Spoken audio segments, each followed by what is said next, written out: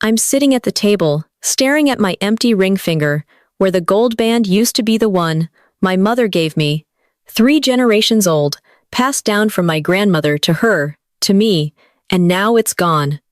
My chest tightens like someone's squeezing my lungs, and I can barely breathe because I just found out Martha, my daughter-in-law, sold it. She sold my wedding ring, the one that meant everything to me, to buy some flashy diamond that she thinks is better, more modern, more her style. I'm shaking not just my hands but my whole body because I can't believe she'd do this, and worse, Lawrence, my own son, knew and didn't tell me. I'm Janice, 58 years old from Mississippi, and this is the story of how my family broke my heart. Before I dive into this story, please take a moment to like, subscribe, and comment with where you're watching from. Your support means everything. It started 2 weeks ago when I noticed my ring wasn't on my finger. I thought I'd misplaced it, maybe left it on the sink after washing dishes or slipped it off while gardening. I tore the house apart, looking for it, checked every drawer, every corner, even the couch cushions. Nothing. I called Lawrence in a panic because he's my only son, and I thought maybe he'd seen it when he and Martha came over for dinner last Sunday. He sounded weird on the phone, like he was dodging something, said he hadn't seen it, but he'd ask Martha. That's when I got this sick feeling in my gut, like something was wrong, really wrong. The next day, Martha shows up at my house, unannounced, which she never does. She's all smiles, flashing this big diamond ring on her finger, sparkling under my kitchen light.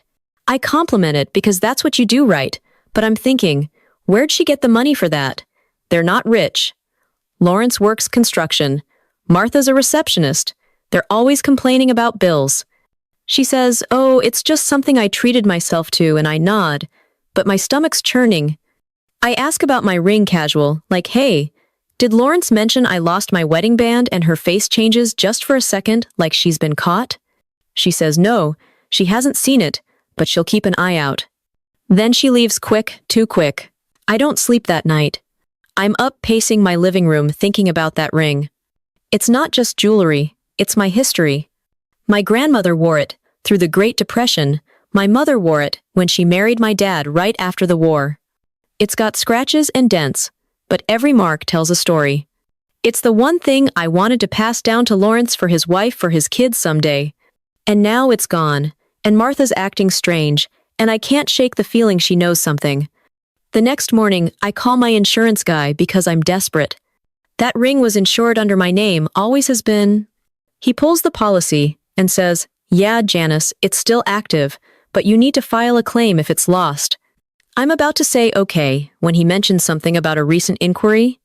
Someone called last month asking about the ring's value. I ask who, and he says he can't give names, but it was a woman. My heart drops because I know it wasn't me. I drive to Lawrence and Martha's place unannounced because I can't wait anymore. I need answers. Lawrence opens the door, looking tired like he hasn't slept either. Martha's pretending to be busy, but I see her tense up when I walk in. I don't waste time. I say I know someone called about the ring's insurance, and I want the truth. Lawrence looks at Martha, and she looks away. And that's when I know. I say, "Martha, did you take it?" And she snaps back. "No, why would I do that?" But her voice is shaky. I'm not backing down. I say someone sold my ring, and I think it was you. That's when she loses it. She slams her hand on the counter and yells, "It's our ring. Now, Janice, you gave it to Lawrence. It belongs to us." I'm stunned because I never gave it to anyone. I let them borrow it for the wedding, but it's still mine.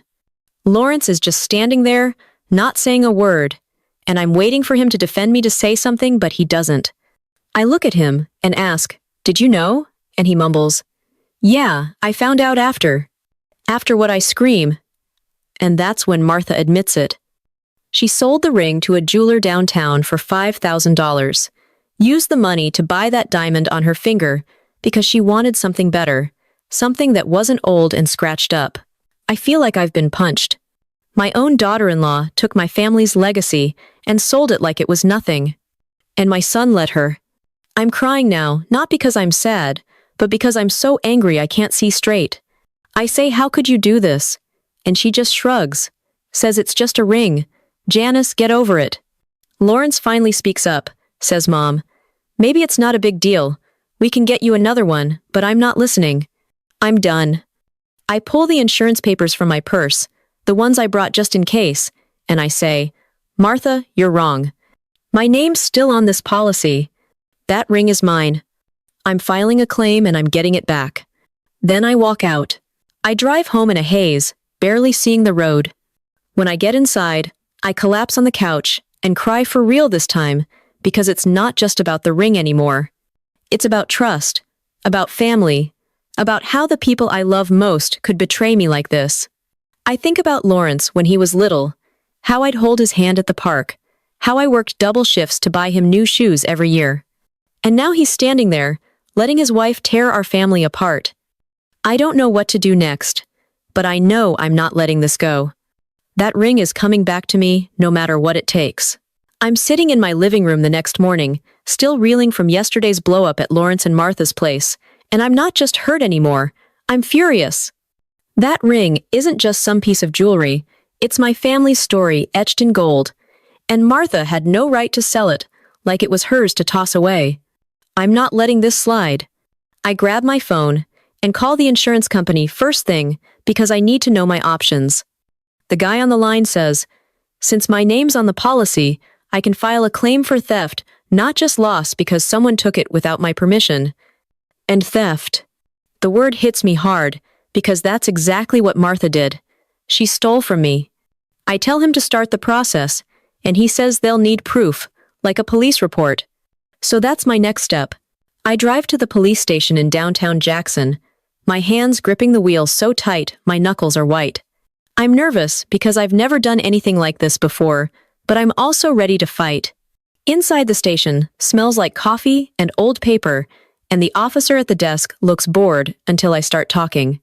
I tell him everything about the ring, how it's been in my family for 3 generations, how my daughter-in-law sold it without my consent, how my son knew and did nothing. He listens, takes notes and says, this sounds like a civil matter, but since the ring was insured under my name and taken from my possession, it could qualify as theft. He files a report, gives me a case number, and says the insurance company will handle most of it, but I might need to press charges if it comes to that.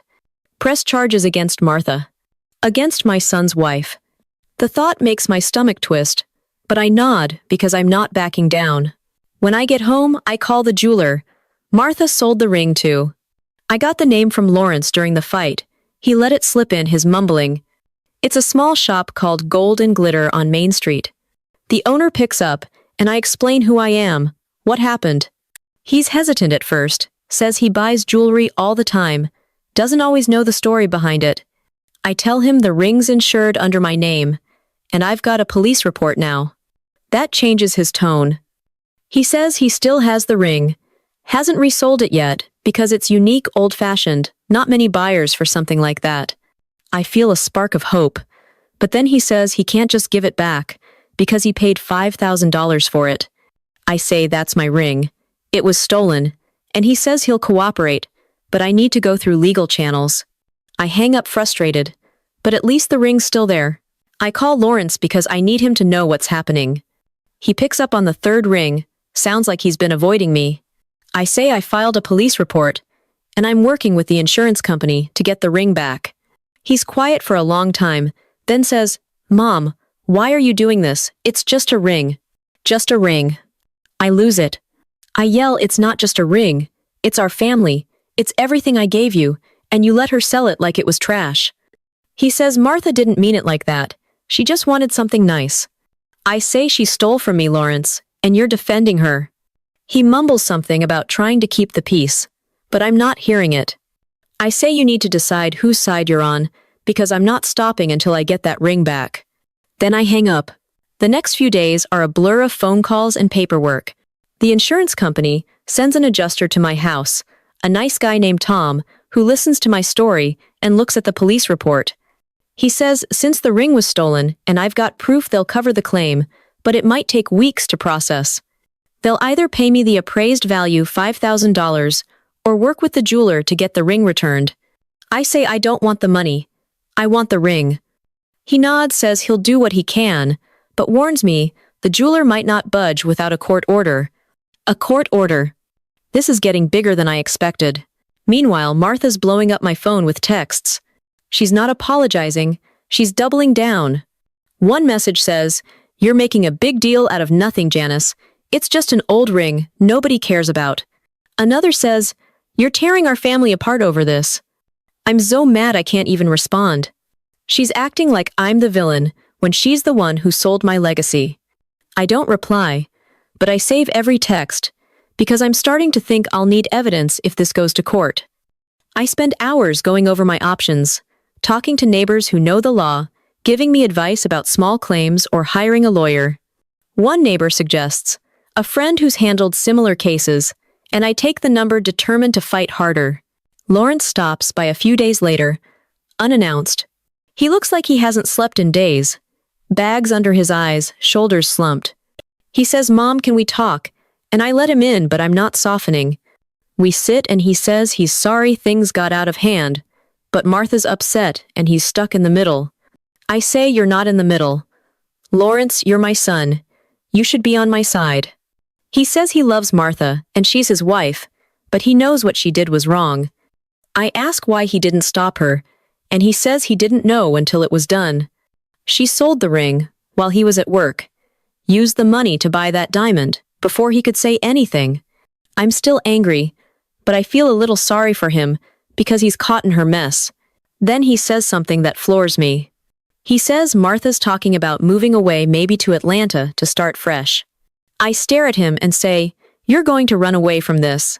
He says, "No, it's just an idea," but I can tell he's thinking about it. I say, "If you leave with her, you're choosing her over me, over our family, over everything." He doesn't answer, just looks at the floor. I tell him to leave, because I can't deal with this right now. He walks out, and I'm left wondering if I'm losing my son for good. I call Susan, my old friend, who's a lawyer that night, pouring out the whole story, asking for help. She agrees to look into it, promising to call back with a plan. I hang up feeling a mix of relief and dread, knowing this fight is far from over. The next morning, Susan calls with a strategy. She suggests we gather more evidence like bank records or receipts from the jeweler to strengthen my case. I spend the day digging through old family photos, finding pictures of me wearing the ring at Lawrence's wedding, using them as proof of ownership. I also call the bank to request statements from the time Martha might have deposited the money, hoping to trace the $5,000. The bank says it'll take a few days, but they'll send what they can. I feel like a detective now, piecing together clues, determined to win this back. Martha's texts keep coming, growing more aggressive. She says, "You're obsessed. Janice, let it go." But I block her number, because I'm done with her excuses. I focus on the legal path, talking to Susan again, who says we might need to subpoena the jeweler's records if he won't cooperate voluntarily. She warns me this could get expensive, but I tell her, I don't care. I'll sell my car if I have to. The fight for my ring is personal. Now a battle for my family's honor. I start making a list of witnesses, people who saw me wear the ring over the years, to back up my claim, feeling more confident with each name I add. Days turn into a week, and the insurance adjuster Tom calls back with an update. He's talked to the jeweler who's willing to negotiate, but only if I drop the theft claim. I refuse, because I want Martha held accountable, not just the ring returned. Tom understands, says he'll push harder, but it might mean a longer wait. I thank him, hang up, and call Susan to tell her, we need to speed things up. She suggests a mediation session to avoid court, but I'm hesitant because I don't trust Martha, to be honest. Still, I agree to consider it, knowing every step brings me closer to justice. Lawrence calls late that night, sounding desperate. He says Martha's threatening to leave him if he doesn't convince me to drop everything. I tell him, that's her problem, not mine, and he needs to stand up for himself. He's quiet, then says, he's trying, but it's hard. I soften a bit, say, I know it's tough, but you can't let her control you. He promises to think about it, and we hang up. I lie awake, wondering if he'll ever choose me over her, or if this rift will widen forever. The next day, I get the bank statements showing a deposit of $5,000 into Martha's account the day after she sold the ring. It's the proof I needed, and I send it to Susan, feeling a surge of triumph. A week later, I'm at the point where I'm ready to do whatever it takes to get that ring back, even if it means taking Martha to court. The insurance company's still processing my claim, but they've confirmed the ring's value at $5,000, and they're in touch with the jeweler. I'm not sitting idle, though. I've been digging into what happened, because something about Martha's story doesn't add up. Why was she so quick to sell the ring? Why that jeweler? And how did she even get her hands on it in the first place? I start piecing things together, and what I find makes my blood boil. I remember the night of Lawrence and Martha's engagement party 2 years ago.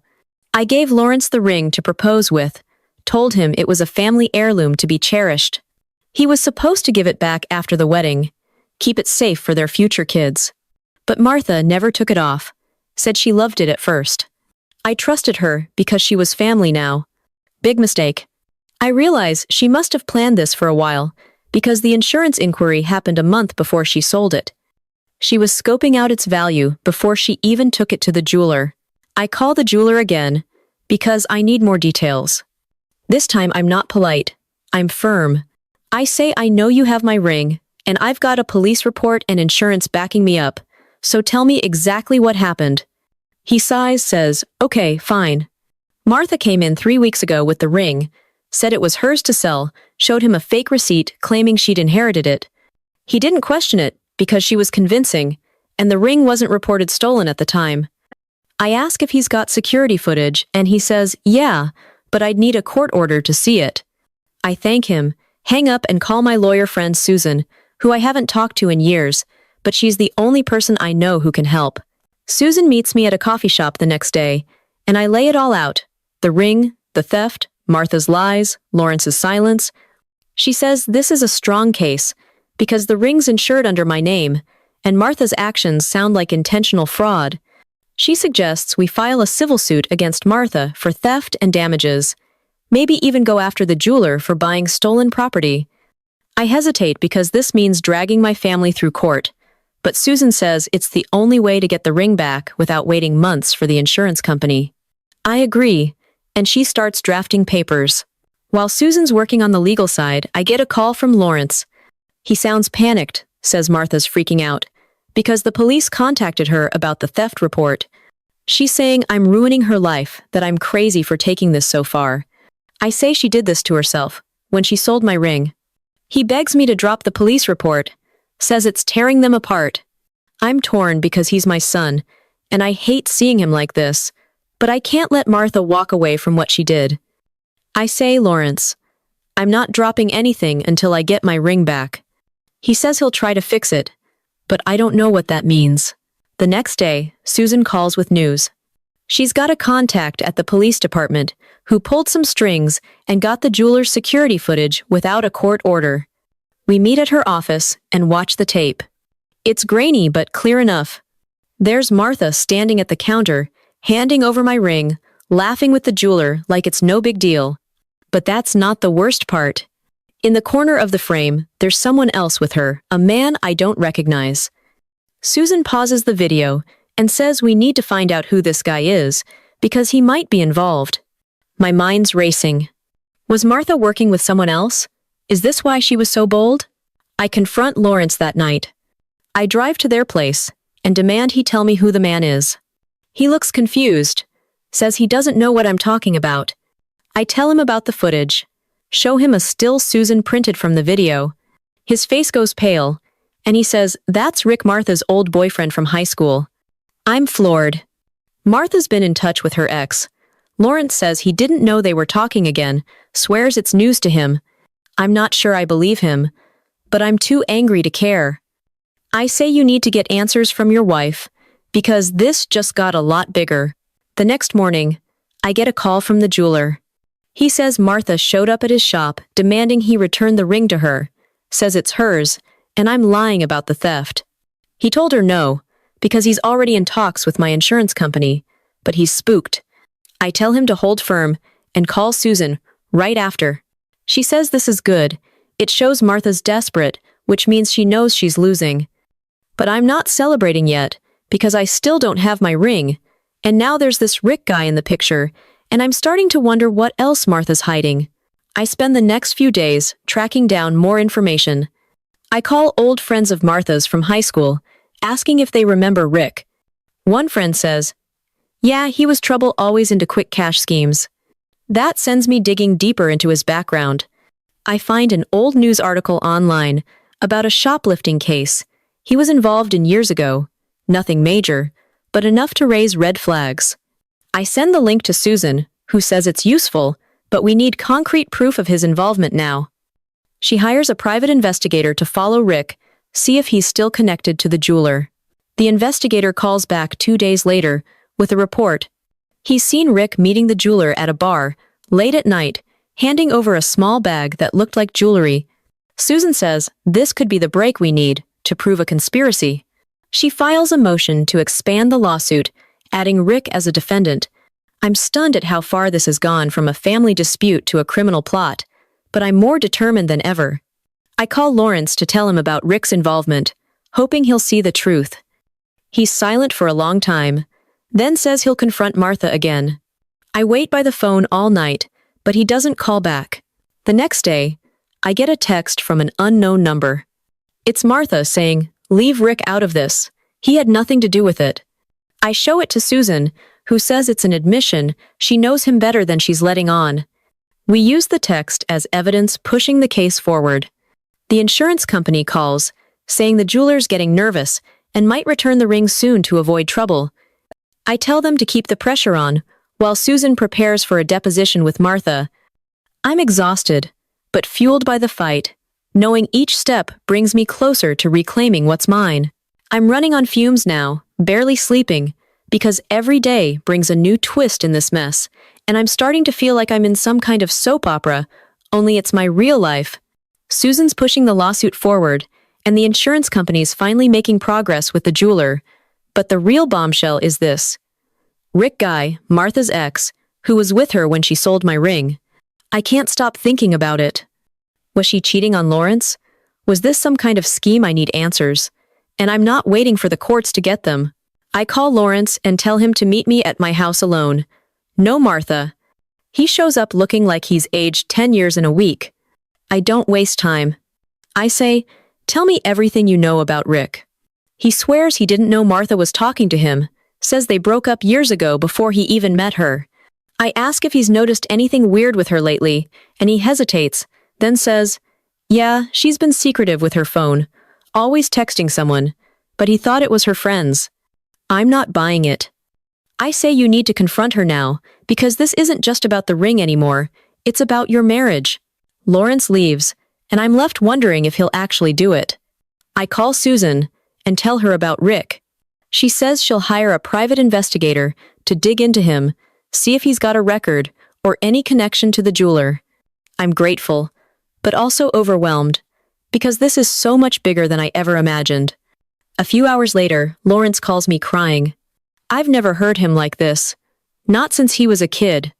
He says he confronted Martha, and she admitted she's been seeing Rick for months behind his back. Not just talking an affair. She sold the ring to get money for him, because he's in debt, and she thought the diamond would make it look like a normal purchase. Lawrence is a wreck, says he kicked her out, told her to go to her mom's house. I'm stunned but also furious because this confirms everything I suspected. Martha didn't just steal my ring, she used it to fund her double life. I tell Lawrence, I'm sorry he's hurting, but he needs to stay strong because we're getting that ring back and she's not getting away with this. He says he's done with her, wants nothing to do with her anymore. I believe him, but I'm also worried because he's my son, and I know he's breaking inside. The next day, Susan's investigator comes through with dirt on Rick. He's got a history of petty theft and fraud. Nothing big enough to land him in prison, but enough to show he's bad news. The investigator also found texts between him and Martha, planning the ring sale weeks in advance. This is gold for our case.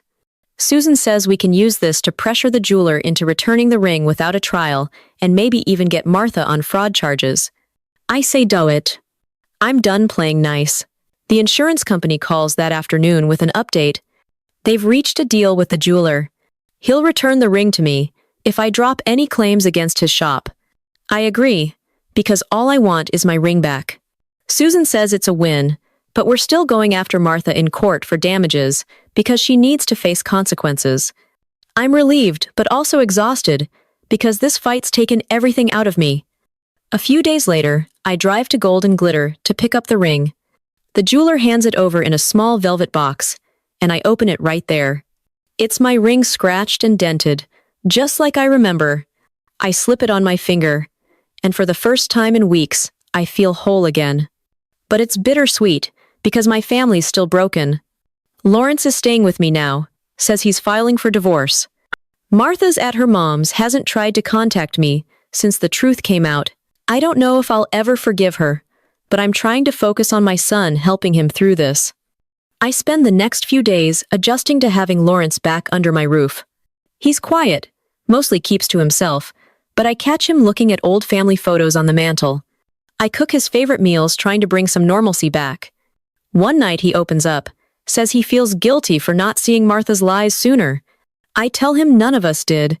She was good at hiding it. He nods, but I can see the weight on him. I suggest we go through some of his old things together, maybe find comfort in the past. We spend an afternoon sorting through boxes, finding his childhood drawings and baseball trophies. It's a small step, but it feels like we're rebuilding something. Susan calls with more news. The texts between Martha and Rick show they plan to sell more jewelry, not just mine.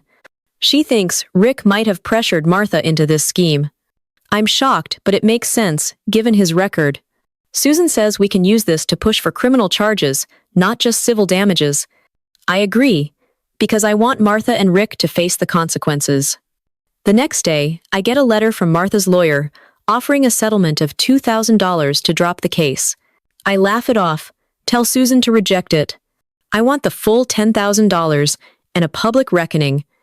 Lawrence starts helping me with the lawsuit offering to testify about what he found out. He says he wants to make it right. I'm proud of him, but also worried about the toll it's taking. We meet with Susan to go over his statement, and she says it's strong evidence. The deposition with Martha is scheduled, and I prepare myself to face her. The day comes and she looks small in the room, avoiding my eyes. Her answers are evasive, but the recordings of her texts with Rick seal her fate. Susan smiles, says we've got her. I leave feeling a mix of victory and exhaustion. The ring's back on my finger, but the victory feels hollow because my family's in pieces, and I'm still trying to make sense of how it all fell apart so fast. Lawrence is sleeping in his old room upstairs. Hasn't said much since he moved in, but I can tell he's hurting. I'm trying to be there for him, cook his favorite meals, sit with him in silence when he needs it. But it's hard, because I'm angry too, not just at Martha, but at him for letting this happen.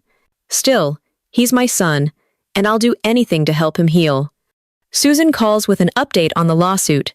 We're suing Martha for theft and emotional distress, asking for $10,000 to cover legal fees and the pain she caused. Susan says the evidence is airtight, the security footage, the texts with Rick, the police report. Martha's lawyer tried to settle out of court, offered $2,000, but I said no. I want her to face a judge to admit what she did. The court date's set for next month, and I'm ready to see it through. Meanwhile, I get a call from Martha's mom, Linda, who I haven't talked to since the wedding. She's crying, says Martha's a mess. Regrets everything, wants to make it right. I'm not moved. I say she can make it right, by telling the truth in court. Linda says Martha's scared of jail, and I say good, she should be. I hang up, because I'm not here to comfort the woman who tore my family apart. A week later, Lawrence starts opening up. We're eating spaghetti, when he says he feels like a fool for not seeing Martha's lies sooner. I say none of us saw it, she was good at hiding it. He says he loved her, thought they'd build a life together, and now he's got nothing. I take his hand and say, "You've got me, you've got time, you'll rebuild." He nods, but I can see the doubt in his eyes. Then comes the twist I never saw coming. Susan calls me one morning, says the investigator found something new. Rick wasn't just Martha's ex. He's been working with the jeweler for years, running a side hustle, buying and selling stolen goods. The jeweler wasn't as innocent as he claimed. Knew the ring was shady, but bought it anyway, because Rick vouched for Martha. Susan says we can expand the lawsuit to include the jeweler and Rick go after them for conspiracy to commit fraud. I'm floored because this means the whole thing was a setup, not just Martha acting alone, but a network of liars. I tell Lawrence, and he's as shocked as I am. He says he wants to testify in court, tell the judge how Martha's lies destroyed him. I'm proud of him for stepping up, but also scared, because this is going to get ugly. Susan says the new evidence could mean criminal charges for Martha, Rick, and the jeweler, not just civil penalties. I don't know how I feel about that, because as much as I want justice, I don't want Lawrence to go through more pain. The court date arrives, and I'm sitting in the courtroom, my ring on my finger, Lawrence beside me. Martha's there with her lawyer, looking small and scared, nothing like the bold woman who sold my legacy.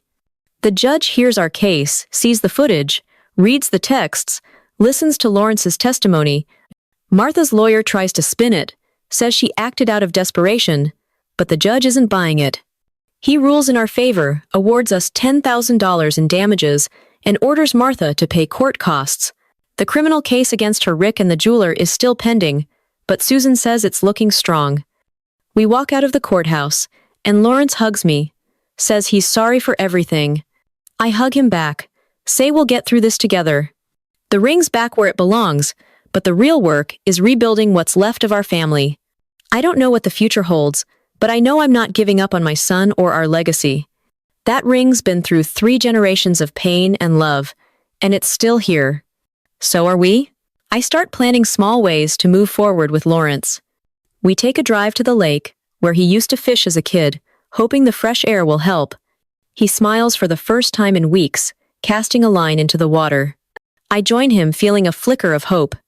Back home, we start our routine mornings, with coffee afternoons fixing up the yard. It's slow, but it's progress. Susan calls to say the criminal case is moving forward with a grand jury review. I tell her to keep me posted, but my focus shifts to Lawrence's healing. One evening, Lawrence brings up therapy, saying he needs to talk to someone about the betrayal. I support him, immediately finding a counselor in Jackson. He goes to his first session and comes back lighter, telling me it helped. I'm relieved seeing him take steps forward. Meanwhile, I get a letter from the jeweler, apologizing, saying he's cooperating with police to reduce his charges. It's a small victory, but it shows the pressure's working. I frame the letter as a reminder of what we overcame. Months pass, and Lawrence starts dating again, a coworker he trusts. I meet her, and she's kind, genuine, a stark contrast to Martha. He's cautious but happy, and I'm grateful. The criminal case wraps up with Martha pleading guilty to theft Rick, and the jeweler facing charges too. They get probation and fines, but I'm satisfied knowing they're held accountable.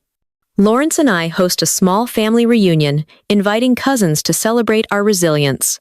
The ring sits on my finger, a symbol of our strength as we laugh and eat together under the Mississippi sun. If this story hit you, check out the next one on your screen. Click subscribe and turn on notifications so you don't miss what's coming. Thanks for being here.